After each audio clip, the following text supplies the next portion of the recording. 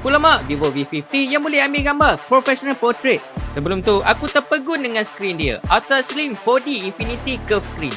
The moment aku pegang memang rasa sangat selesa and grip.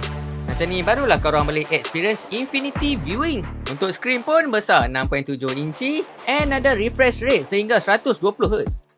Bila ambil gambar yang cantik, barulah boleh view dekat skrin yang cantik. AMOLED lagi.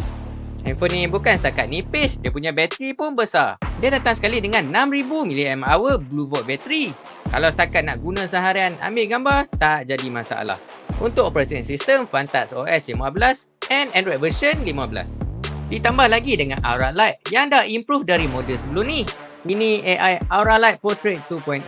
Kalau korang perasan, lampu flash dekat belakang boleh berubah-ubah warna ikut keadaan. Ditambah lagi, hidup korang akan jadi lebih mudah dengan circle to search juga. Dah ada siap-siap dekat dalam.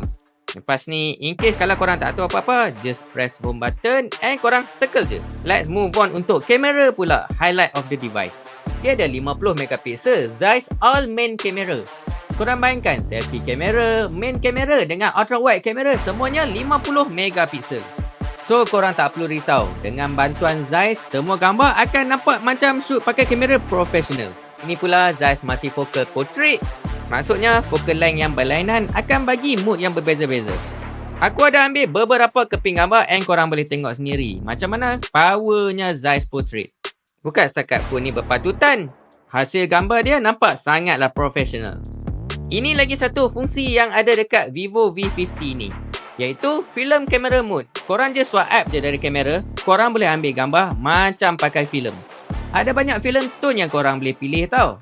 So bila korang snap je gambar, setiap gambar nampak macam sangat nostalgia and ada estetik yang tersendiri. Lepas dah ambil gambar, mesti nak edit kan? Ini AI Image Studio. Lepas ni baru senang nak repair gambar, nak remove background ataupun nak select subject. Macam ni je tekan, dia akan automatic detect. So korang boleh share dekat macam-macam platform. Untuk prosesor pula, dia pakai Snapdragon 7 Gen 3. Meaning dia tak jadi masalah untuk handle day to day punya task. Termasuklah juga gaming yang macam aku buat sekarang. Memang tak ada lag. So handphone yang ambil gambar portrait yang cantik dalam masa yang sama berpatutan, Vivo V50 aku memang recommend.